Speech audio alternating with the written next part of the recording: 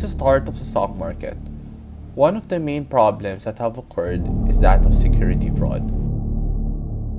Some examples of these types of frauds are the ZZ BES, which happened in 1986,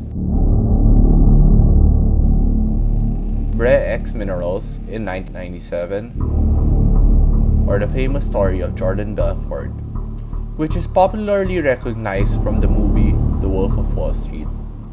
This video tells the story of two individuals, Jake and Amy, who are trying to work together to earn money from an investment fraud scheme. Hi Amy, you there? Yes, hello Jake. So I've been thinking about the need for a new way to generate income for the company. I wanted to talk to you about the scheme that I think would work great for us, but I need you to ask the higher ups. It's something that would need to be kept a secret, if you know what I mean. It involves risks, but it would be highly profitable. Oh, what did you have in mind? Well, to put it bluntly, it would involve scamming a lot of people by buying stocks at a low price and then giving investors some tips to buy the stock at a higher price. Okay, I'll have to think about it first. I'll get back to you in a day or two. Hello? Hey, so I consulted with our superiors and they've agreed to push through with your plan. Oh, okay, that's great. What stock do you plan on buying, by the way? Well, I have one local company I've been eyeing, and it's called the Kellenmore Consolidated Mining Corporation, also known as KMC. This stock is a mining stock, which mainly focuses on gold, silver, copper, lead, zinc, and the like. How much would we be able to yield from this investment? If everything goes according to plan, it would be double to triple of what we invested. Oh, really? Wow. So, how much do you think we should plan on investing in KMC? I believe that the value of the company's stock now is at around 10 pesos per share. So I plan on investing about 1 million shares, which would total more or less 10 million pesos. What do you think of this? That sounds like a plan. Now, what exactly are we going to tell potential investors in order to draw interest to the stock? We tell them that there are foreign investors wanting to invest in this mining company due to the fact that the company recently found a mining site that is full of gold and copper.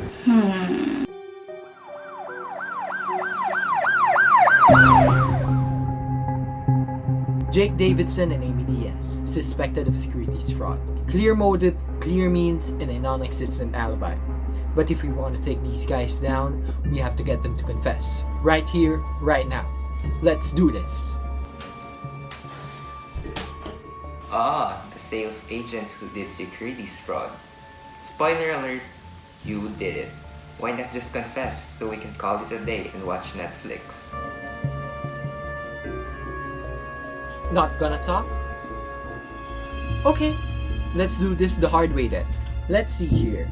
Jake Davidson, 30 years old, works as a sales agent, and Amy Diaz, 28 years old, also a sales agent.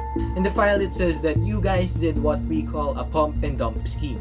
You manipulated the price of a stock for your own gain by spreading false information via the internet and then getting out of your position once information has been acted upon by unsuspecting investors. Wow, good job! During the months of the stock below, you guys initiated a pump and dump scheme by using a wrong number scam. A message was left on the victim's answering machines that talked of a hot stock dip and was constructed so that the victim would think that the message was an accident. As seen in the above chart, the prices rose from $0.30 to nearly $1, a more than 200% increase in a 1-week period. This drastic increase was seen along with an equally large increased volume. The stock had seen an average daily trading volume before the price increase of less than 250,000. But during the scam, the stock traded up to nearly 1 million shares on a number of trading days. The unsuspecting investors who have bought into the stock at around $1, as seen above, it fell for around $0.20, an average of 80% decline in value for those unfortunate investors. So, do I need to go on? Aside from that, your escape was so predictable. We managed to get to where you were going before you did. We used Dijkstra's algorithm to predict the best possible path.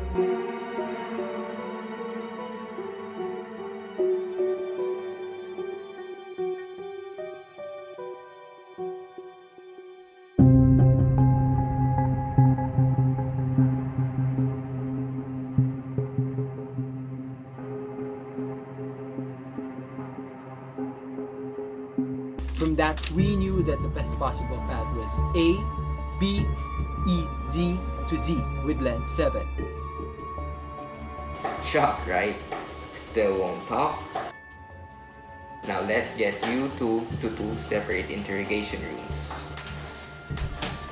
Now, let's make it simple for you. Even if you don't confess, you'll get imprisoned for about 10 years, give or take. Now, if you confess and testify against your partner, I'll make sure that you will get pardoned. The same proposition was given. This is called the prisoner's dilemma. If both Jake and Amy remain silent, then the investigator will only be able to convict them on a lesser charge resulting in 10 years in jail for each. If one of them testifies and the other does not, then the one who testifies will go free and the other will get 40 years in jail.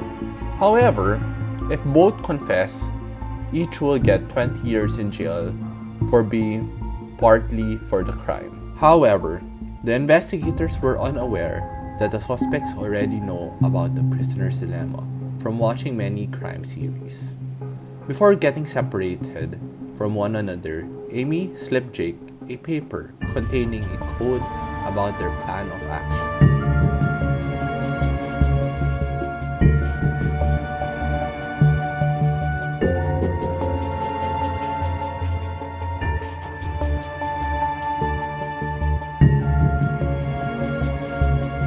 Using the encrypted phrase, Jake decided to remain silent. However, what he didn't know was that Amy used the dominant strategy, knowing Jake would remain silent by confessing.